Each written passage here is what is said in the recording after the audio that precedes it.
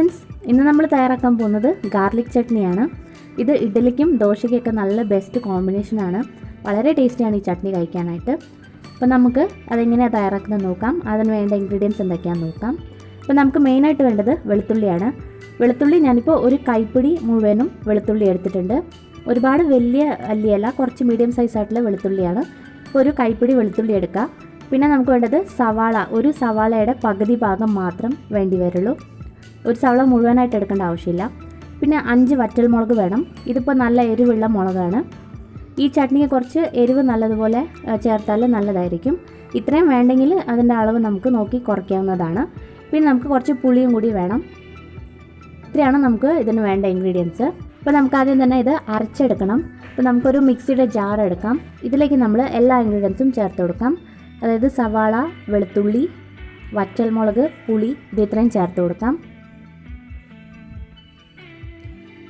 വറ്റൽമുളകിൻ്റെ കൂടെ തന്നെ ഞാൻ കുറച്ച് കാശ്മീരി ചില്ലി പൗഡറും ചേർക്കുന്നുണ്ട്. അതൊരു കളറിന് വേണ്ടിയിട്ടാണ് ചേർക്കുന്നത്. പിന്നെ ഞാൻ നേരത്തെ പറഞ്ഞ പോലെ ഇത്രയും സ്പൈസി വേണ്ടെങ്കിൽ മുളകിൻ്റെ അളവ് കുറച്ച് കൊടുക്കുക. ആവശ്യത്തിന് ഉപ്പും കൂടി ചേർത്ത് കൊടുക്കാം. ഇനി ഇത് വെള്ളം ചേർത്ത് നന്നായിട്ട് അരച്ചെടുക്കണം. ഞാനിത് അരച്ചെടുത്തിട്ടുണ്ട്. നല്ല മഷി പോലെ വേണം നമ്മളിത് അരച്ചെടുക്കാനായിട്ട്. ഇനി നമുക്കിത് തളിച്ചെടുക്കാം. ഇപ്പോൾ തളിക്കാൻ വേണ്ടിയിട്ട് നമുക്ക് ഒരു ചീനിച്ചട്ടിയിലേക്ക് ഏകദേശം 3 ടേബിൾ സ്പൂൺ എണ്ണ ചേർത്ത് കൊടുക്കാം. ഈ ചട്നിക്ക് നമ്മൾ എത്ര എണ്ണ കൂട്ടി ചേർക്കുന്നോ അത്രയും ടേസ്റ്റി ആയിരിക്കും. അതുപോലെ ഈ ചട്നി നമുക്ക് ഒരാഴ്ച വരെ ഫ്രിഡ്ജിൽ വെച്ച് നമുക്ക് ഉപയോഗിക്കാം. പിന്നെ 3 ദിവസമൊക്കെ പുറത്ത് വെച്ച് തന്നെ നമുക്കിത് ഉപയോഗിക്കാൻ പറ്റും. അപ്പോൾ എണ്ണ ചൂടായതിന് ശേഷം നമുക്ക് കടുക് ചേർത്ത് കൊടുക്കാം. ഇതിലോട്ട് 1 ടീസ്പൂൺ ഉഴുന്ന് പരിപ്പ് ചേർത്ത് കൊടുക്കാം. ഉഴുന്ന് പരിപ്പിൻ്റെ നിറം മാറി തുടങ്ങി. ഇനി നമുക്ക് ഇതിലോട്ട് കുറച്ച് കറിവേപ്പില ചേർത്ത് കൊടുക്കാം.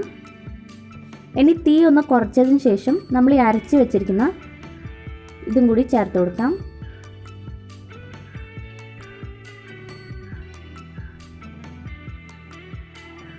ഇനി ഇത് മീഡിയം ഫ്ലെയിമിലിട്ടിട്ട് നന്നായിട്ട് നമുക്കിത് വഴറ്റിയെടുക്കണം. ഈ നമ്മൾ ഒഴിച്ച എണ്ണ മുഴുവനും തെളിഞ്ഞ് വരണം. അപ്പോൾ ഏകദേശം ഒരു 10 മിനിറ്റ് എടുക്കും ഇത് ശരിക്കും ആയി കിട്ടാനായിട്ട്. ഉപ്പൊക്കെ ഈ സമയത്ത് തന്നെ ചെക്ക് ചെയ്ത് നോക്കുക. നമുക്കിതിങ്ങനെ തന്നെ മീഡിയം ഫ്ലെയിമിലിട്ടിട്ട് തിളപ്പിച്ചെടുക്കാം. ഇപ്പോൾ തന്നെ കുറച്ച് എണ്ണ നന്നായിട്ട് തെളിഞ്ഞ് വരാൻ തുടങ്ങിയിട്ടുണ്ട്. കുറച്ച് കഴിയുമ്പോഴേക്കും നമുക്ക് നല്ലതുപോലെ എണ്ണ തെളിഞ്ഞ് വരുന്നത് കാണാൻ പറ്റും. ഇപ്പോൾ ശരിക്കും എണ്ണ നന്നായിട്ട് തെളിഞ്ഞ് വന്നിട്ടുണ്ട്.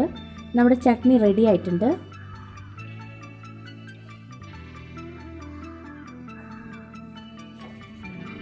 അപ്പോൾ ഇത്രയേ ഉള്ളൂ, നമ്മുടെ സിമ്പിൾ ആയിട്ടുള്ള ഗാർലിക് ചട്നി റെഡി ആയിട്ടുണ്ട്. നിങ്ങൾ എന്തായാലും ഇതൊരു പ്രാവശ്യമെങ്കിലും ട്രൈ ചെയ്ത് നോക്കണം. അത്രയ്ക്കും ടേസ്റ്റിയാണ്. പ്രത്യേകിച്ച് നമ്മൾ വെളുത്തുള്ളിയൊക്കെ ചേർത്ത കാരണം വളരെ നല്ലതാണ്. പിന്നെ ഇത് ഞാൻ നേരത്തെ പറഞ്ഞ പോലെ നമുക്ക് ഒരാഴ്ചത്തോളം ഫ്രിഡ്ജിലൊക്കെ വെച്ച് നമുക്ക് ഉപയോഗിക്കാം. പുറത്താണെങ്കിൽ നമുക്കൊരു 3 തൊട്ട് 4 ദിവസം വരെ വെച്ച് നമുക്കിത് ഉപയോഗിക്കാം. എണ്ണ എത്ര കൂട്ടി ചേർക്കുന്നോ അത്രയും ദിവസം ഇത് നീണ്ടു നിൽക്കും. അപ്പോൾ നിങ്ങൾ എന്തായാലും ട്രൈ ചെയ്ത് നോക്കുക. നിങ്ങളുടെ അഭിപ്രായങ്ങളൊക്കെ അറിയിക്കണം. Thank you.